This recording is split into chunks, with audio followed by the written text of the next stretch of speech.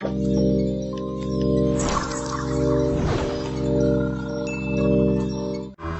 on the ground, put your hands behind your back right now. The line, based on a true story, has never hurt so bad. Welcome to WatchMojo.com, and today we're counting down our picks for the top 10 worst movies based on real-life events. For this list, we're choosing feature films as well as made-for-TV movies that were inspired by real life, but which did not do justice to their source material. Sounds like you're trying to put us out of business. I just want you to do your job properly. If you can't, someone needs to pick up the slack. Number 10, Liz and Dick. Even when you looked at me with utter disdain, I still thought you were just luscious. Lifetime isn't exactly known for Oscar-worthy movies, but this one is too soap opera-y even for them. Go away, you harridan. You're impossible. But Elizabeth wants to play. Based on the tumultuous relationship between Elizabeth Taylor and Richard Burton. This made-for-TV movie failed spectacularly, and on a high-profile level, thanks to its status as Lindsay Lohan's supposed comeback vehicle. You're still a star. Hey, you are the biggest star. I'm a joke. While some critics admitted the film was enjoyable on a campy level, the acting and screenplay were almost universally panned. After all, any movie with lines like, You haven't lost me. I've lost you. and I won't live without you. is just asking for trouble. You're right. This stops now. Number 9, The Legend of the Titanic. The truth of the matter is that those missing persons were never really missing. It's all a misunderstanding. One of these days I'll tell you the whole story. This was not the first bad Titanic-based film, and it probably won't be the last. 1980's Raise the Titanic was also an unmitigated disaster, despite its star-studded cast. You're both a couple of cynics. You think this is some kind of lousy game. If I felt the way Sandecker does, I wouldn't have started the damn project in the first place. But this Italian cartoon came a couple of years after James Cameron's Oscar-winning epic, and is widely considered one of history's worst animated films. Does that mean you think it'll work? Of course it will. It can't fail. Though 2000's Titanic, The Legend Goes On, was almost the exact same movie, down to its Italian origin, talking mice, and helpful dolphins, the 1999 film edges it out ever so slightly.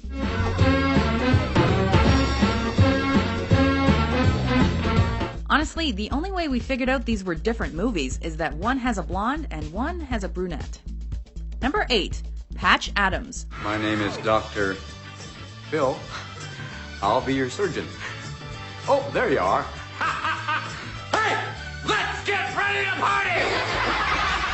The real-life story of a man who discovers that humor can help patients heal themselves, so he becomes a doctor, with Robin Williams as the star?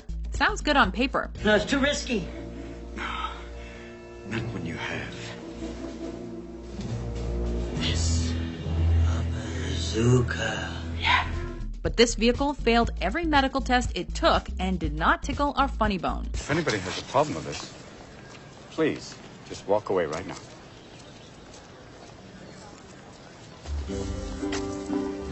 All right. Wow. Yes. Okay. Though it was a box office success, Patch Adams was slammed not only by critics, who said the film was too sweet and over-emotional and Williams too holier-than-thou, but also by the real Patch Adams, who flat out said he hated it. Yeah, I could do it. We both know you wouldn't stop me. Number 7, World Trade Center. Nothing's gonna help them. Now we'll get up there. How are you gonna save people that high up? It's impossible. You gotta try. Released a few months after the critically acclaimed United 93, Oliver Stone's September 11th movie lacked the edge and grit that has marked his past films. Yeah, what do you got today? Loading docks. Loading docks. Did that shipment come in from Florida? What the? Though he's known for focusing on conspiracy theories and unsolved mysteries, Stone leaves these elements strangely absent when he tells the story of two Port Authority cops who survived the collapse of the Twin Towers. Run! The elevator shaft! Though some reviewers praised it, many called it over-sentimental and full of hokey, tear-jerking tropes, and criticized it for not showing the big picture of the terrorist attack. Leno just got out. McLaughlin's still in surgery. Still missing 14. What do we do? Thousands of people in there, Patty. Where the hell are they? Number 6. The Black Dahlia. I lost a lot of things in life, but never a fight for money. Brian De Palma has made some good movies, but this isn't one of them.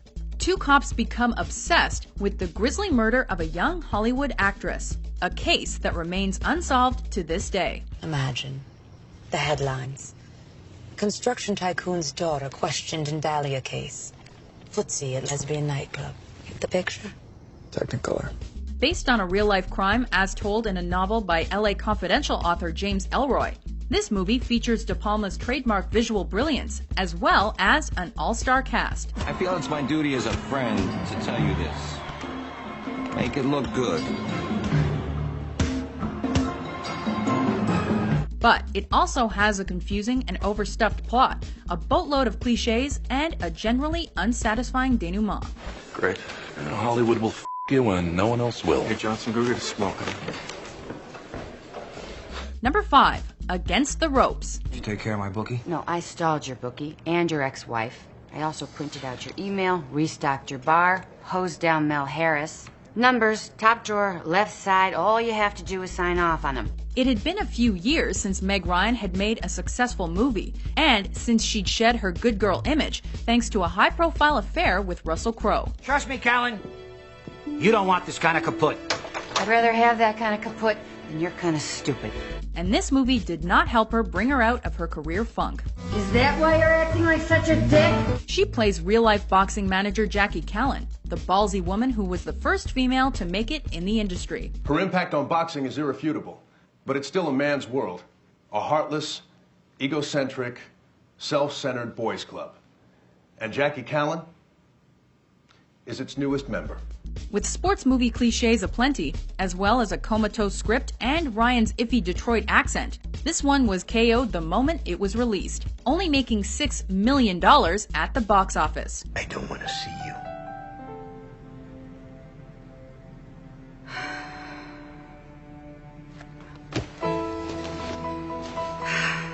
At last. The feeling is mutual. Number 4. Diana. A nuclear submarine. I want to help people. It's still possible you might be queen one day. Like it or not, you're going to have an army and navy who will be helping people by... Shut up! You'd think an actress of Naomi Watts' caliber would be perfect for a movie about Princess Diana. But even she couldn't save a script this mediocre. Love is a god. If you can't smell the fragrance, don't come into the garden of love. The film focuses on Diana's last 2 years, when she tries to find love after her divorce from Prince Charles. But instead of focusing on character development, it's schmaltzy, bland, and a royal mess. All you know about is football and jazz and saving people's lives. Saving lives? That wasn't on your list, Miss Polymer. The only amusement you get from this movie is unintentional. And in fact, it was so panned in the UK, it was released direct to DVD in the United States. Ouch. Somewhere beyond right and wrong, there is a garden. I will meet you there. Number 3. Alexander. Conquer your fear! And I promise you, you'll conquer death!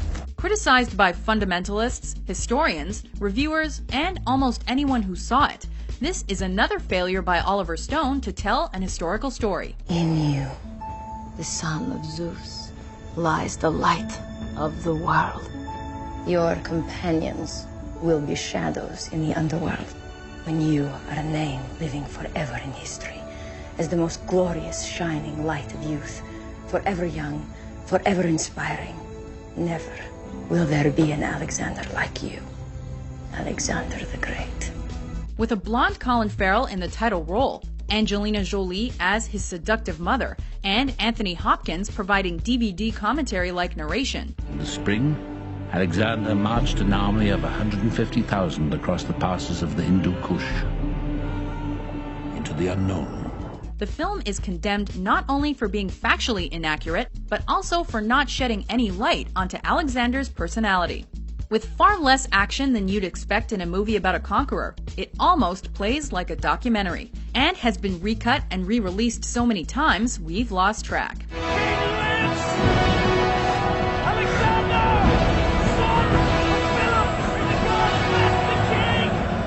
Number 2, Pearl Harbor. Future's not exactly in our hands, is it? No, I guess you're right.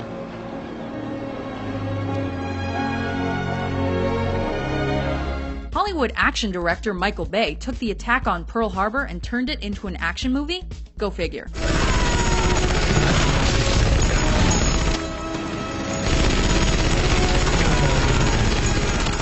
But in between all the explosions was a sappy love triangle that did its best to emulate Titanic as much as possible. The only thing that scares me is you might love him more than you love me. I love you, Danny. And I'll be here waiting for you when you come back. And it was that mix of action and drama that made it a huge box office success. However, the critics were not so kind. Though its effects were praised and even nominated for an Oscar, its clunky dialogue, inelegant direction, and blatant historical inaccuracy were skewered. Yesterday, December 7th, 1941, a date which will live in infamy, the United States of America was suddenly and deliberately attacked by naval and air forces of the Empire of Japan. Before we unveil our top pick, here are a few honorable, or in this case dishonorable, mentions. Armin, go to your room. Do what your dad says. The hell do you think you're doing? What? He's only 15. I've had just about enough of your crap. It is my belief that when a man becomes a part of this bureau, he must so conduct himself, both officially and unofficially, as to eliminate even the slightest possibility of criticism as to his conduct. Is that my jacket? I'm about to write a press release on death squads. I wanted to wear something that matched the gravity of the occasion. Number 1, Jobs. It's a tool for the heart. And when you can touch someone's heart, that's limitless. While this may surprise you, casting Ashton Kutcher is not what sunk this movie. Jobs is a biographical drama that tells the life story of Steve Jobs, as well as the origin story of his company, Apple Inc. I don't care if HP didn't like it, it matters. Yeah, it's got potential. No, the Sex Pistols had potential. This is the wheel. It's the Industrial Revolution. No more decks, no more mainframes. That changes everything. But it suffers from a surprising lack of depth, meaning it doesn't dig into the intricacies of the man's personality, but instead offers a superficial and formulaic portrayal of this enigmatic tech giant. Everything is a pressing issue. If we want to make the vision for Lisa a reality, we got to put in the hours and make something great. It bombed at the box office and with critics, who gave Kutcher a passing grade, but rated the movie as unsatisfying. I want everyone to design something new. I don't care what it is, I don't care if it's technology, just create something. Something useful. Something you care about. Do you agree with our list? What do you think is the worst movie based on a real-life event? For more realistic top 10s published every day, be sure to subscribe to WatchMojo.com. Let's get the hell out of here. I like it here.